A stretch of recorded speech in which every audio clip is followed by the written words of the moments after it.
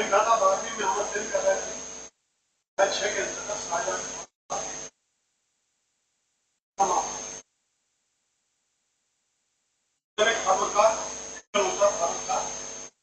होता है, सभी साझेदारों के संबंध को समाप्त हो जाते और धर्म का भी व्यवसाय होता है। और यहाँ देखते हैं रियलाइजेशन अकाउंट वसूली खाता यहाँ पर तैयार होता है। तो ये क्या है?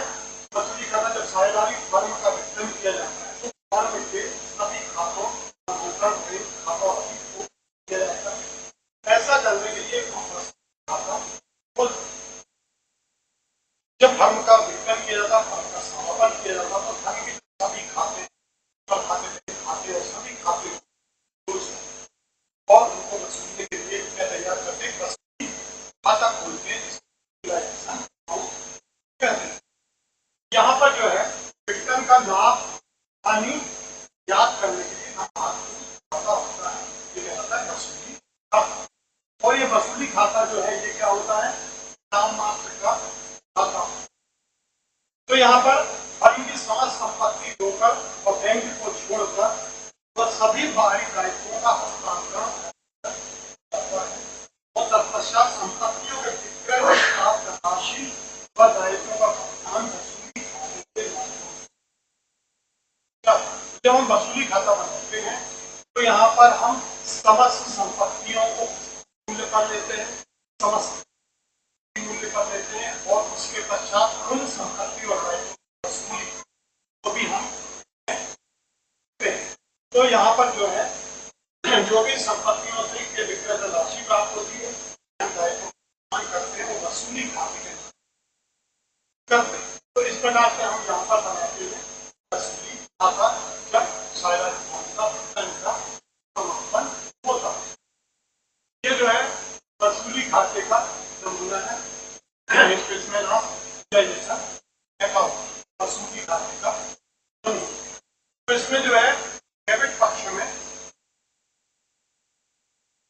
समस्त प्रकार की हम विविध संपत्तियां उनको हम पुस्तकीय मूल्य पर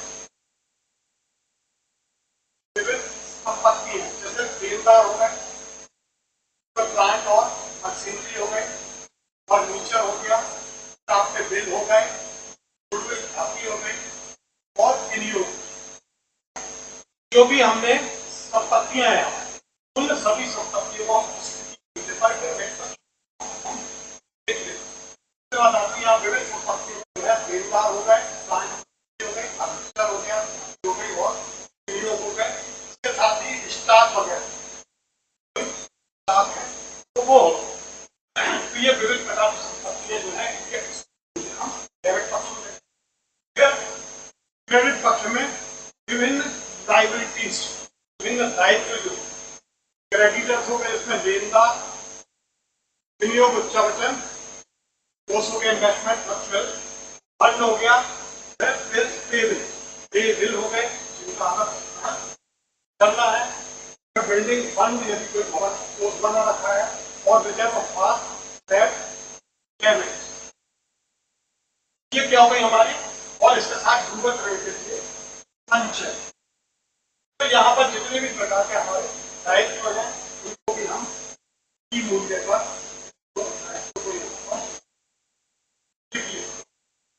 तो डेबिट पक्ष में सभी संपत्तियों को सभी मूल्य पर और क्रेडिट पक्ष में सभी दायित्वों के उसकी मूल्य को हम यहाँ पर लिखिए। अब यहाँ पर क्रेडिट पक्ष में जो है वसूली, यहाँ पे जो है वसूली खाता शुरू हो जाता है कि संपत्तियों के विक्रय से जो प्राप्त राशि, यदि कोई संपत्ति किसी साझेदार ने ले ली है दायित्व के भुगतान के बदले तो यहाँ लिखेंगे और समस्त संपत्तियों के विक्रय से प्राप्त राशि जो है भूमि, भवन, बिल्डिंग, मशीनरी, फर्नीचर, इन सब की जो वसूली से जो राशि हमें यहाँ प्राप्त हुई तो यहाँ क्रेडिट पक्ष में देखेंगे बैंक अकाउंट। दूसरा पक्ष ये हो गया। फिर डेबिट में वापस हम यहाँ पर आते हैं तो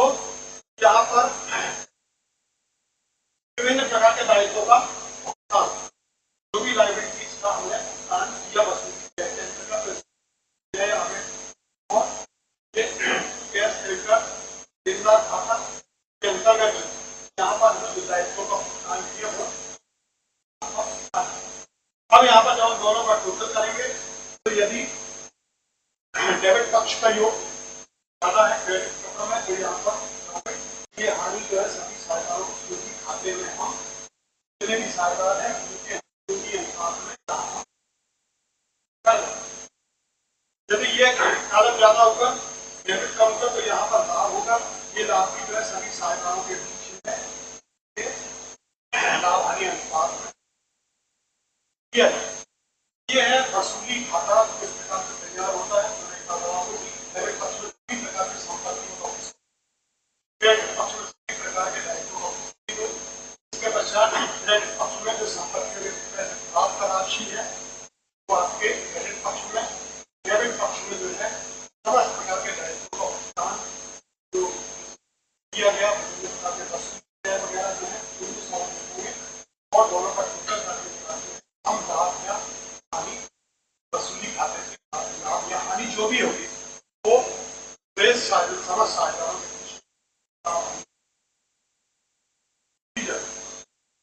यहाँ हम देखते हैं कि वसूली खाता क्या है और पुनर्मूल्यांकन खाता जो है वो हमने साझेदारी का पुनर्गठन तैयार बनाने का जो समय है। वसूली खाता जो है फर्म के समापन या विक्रय के समय बनाया। जब फर्म का समापन होता है, जब फर्म का व्यवसाय बंद हो जाता है, तब वसूली खाता बनाया जाता है। और पुनर्मूल्यांकन खाता जो है साझेदार के प्रवेश होने पर, रिटायर होने पर या मृत्यु होने के समय बनाया। खाता जो है यहाँ पर जो है साझेदारी का क्या होता है पुनर्गठन। उद्देश्य समापन के समय संपत्तियों के विक्रय एवं दायित्व के भुगतान से होने वाले लाभ या हानि प्राप्त करने हेतु बनाया जाता है। ये वसूली खाता इसलिए बनाया जाता है कि जब समापन हो रहा है तब समस्त प्रकार की संपत्ति और दायित्वों का जो भुगतान कर रहे हैं उसमें लाभ हुआ या हानि हुई ये जानने के लिए हम वसूली खाता बनाते हैं। और ये एक ही बात है। पुनर्मूल्यांकन खाता में साझेदार के प्रवेश, विगत या मृत्यु के समय संपत्तियों और दायित्वों का पुनर्मूल्यांकन बनाया जाता है ताकि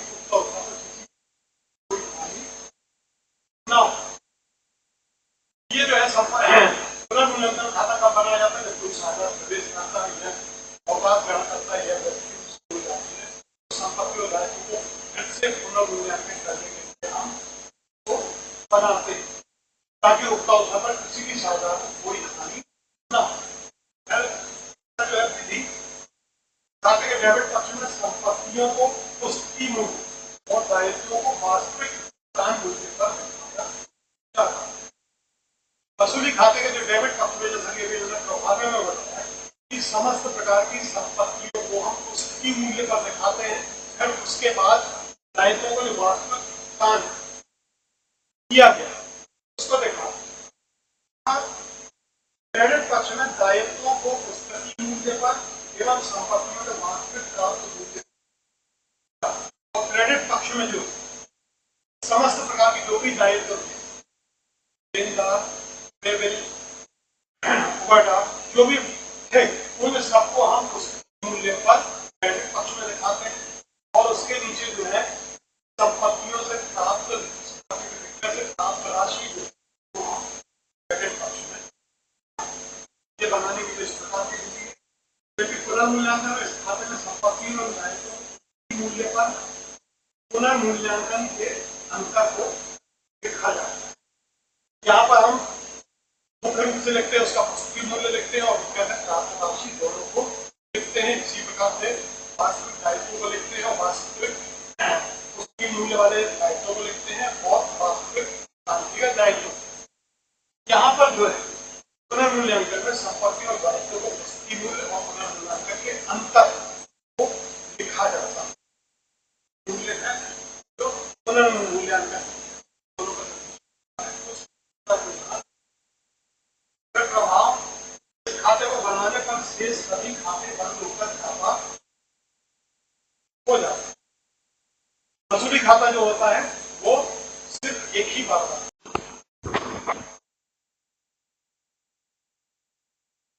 साझेदारों के पूंजी खाते। तो अभी यहाँ हमने देखा कि समापन के समय हम पहला जो वसूली खाता तैयार करते हैं और दूसरा जो है साझेदारों के पूंजी खाते को तैयार करना। तो यहाँ साझेदार के पूंजी खाते में समस्त संचित कोष एवं संचय, लाभ हानि खाते का शेष, वसूली खाते का शेष, साझेदारों से संबंधित पूर्व में बताए गए व्यवहारों का लेखा किया जाता है।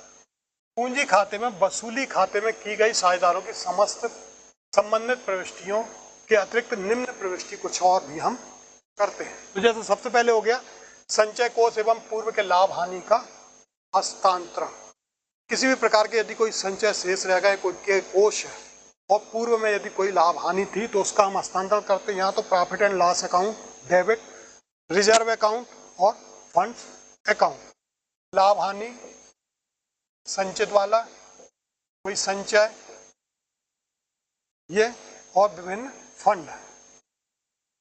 इनको जो है हम लाभ हानि अनुपात में सभी साझेदारों के उनके पूंजी अनुपात में यहाँ पर हम डिस्ट्रीब्यूट कर देते। तो being reserve funds and profit transfer in their profit sharing ratio.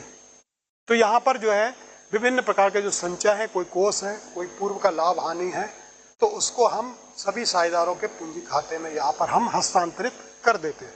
फिर दूसरा है हानि एवं कृत्रिम संपत्ति।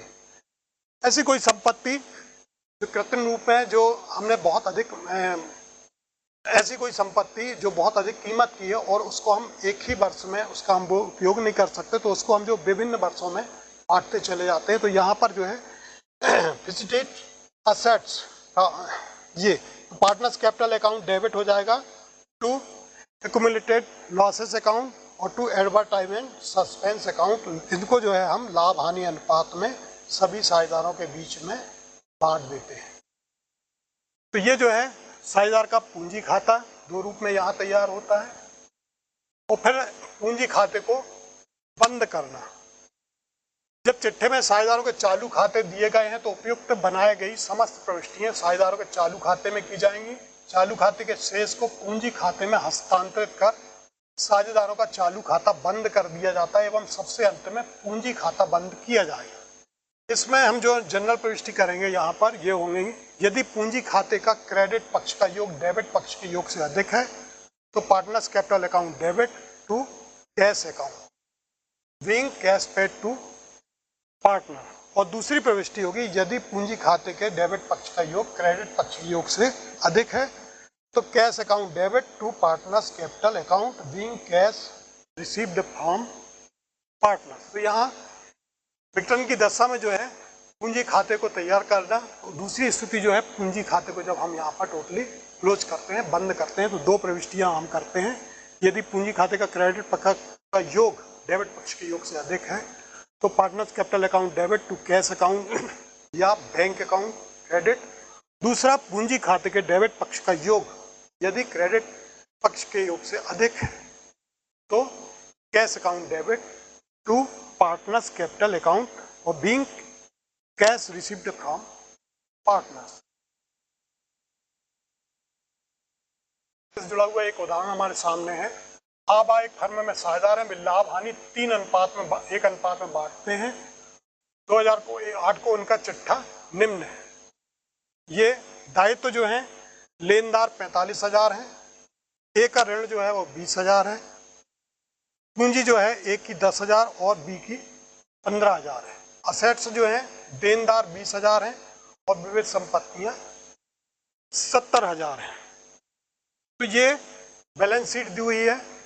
इस तिथि को फर्म का विघटन हुआ, देनदारों से 15,000 रुपये एवं संपत्तियों से 60,000 रुपये वसूल हुए। यहाँ हमें बनाना है वसूली खाता तैयार करना है। तो ये हमारे सामने जो है ये चिट्ठे से जुड़ा हुआ एक प्रश्न हमारे सामने है जिसके अंतर्गत हमें बैलेंस शीट को तैयार करना है। तो यहाँ हम वसूली खाता जो बनाएंगे, वसूली खाता। सन्ड्री असेट्स जो है सबसे पहले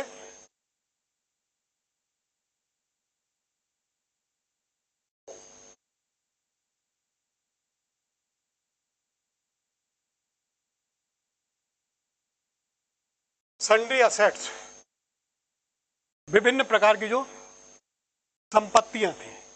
देनदार 20,000 के थे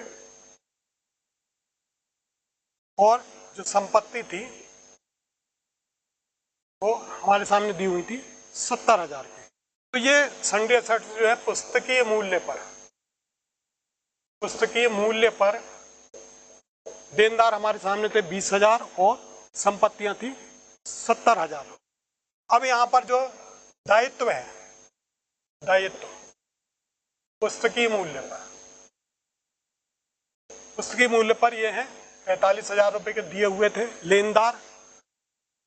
तो आपके पुस्तकीय मूल्य पर दायित्व जो है 45,000 वो हमने क्रेडिट पक्ष में लिख दीजिए। अब यहाँ पर संपत्तियों से जो वसूली हुई कैश, तो देनदार से जो हुए वो 15,000 और सन्ड्री असेट्स से जो हुए 60,000 रुपये। इस प्रकार से 75,000 रुपये क्या हुई है, वसूली हुई। और फिर डेबिट पक्ष में ये लेनदारों को जो हमने भुगतान किया 45,000 का, ये लेनदार जो पुस्तकीय मूल्य पर 45,000 थे उनका भुगतान यहाँ पर किया गया। तो इस हिसाब से जब हम दोनों का टोटल करते हैं तो यहाँ पर टोटल होता है 1,35,000 और दायित्व जो पुस्तकीय मूल्य थे वो 45,000 और संपत्तियों से जो वसूली हुई वो टोटल 15,000 प्लस 60,000, टोटल 75,000 रुपये। तो ये क्या हुआ, हानि हुई यहाँ पर, हानि। ये हानि जो है ए के खाते में और बी के खाते में कितने 15,000 इंटू 3:1 में दोनों साझेदार थे तो 3/4। तो हमने यहाँ पर हल किया तो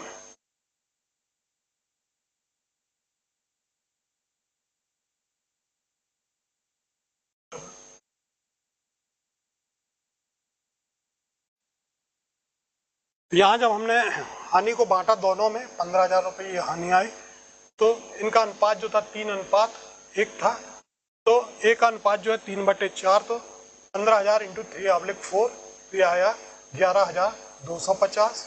और बी का जब हमने बांटा तो 15,000 इंटू 1/4 तो ये आया 3,750। इस प्रकार से दोनों को जो हानि का डिस्ट्रीब्यूशन हुआ 3:1 में 15,000 रुपये का, और टोटल ये आपका 1,35,000। तो इस प्रकार से हम वसूली खाता तैयार करते हैं। इसमें यहाँ पर जो है या तो हानि होती वसूली पर या लाभ होता है। यहाँ कुछ अभ्यास प्रश्न है, वसूली खाते के प्रारूप को समझाइए, और दूसरा वसूली खाता व पुनर्मूल्यांकन खाते में अंतर लिखिए।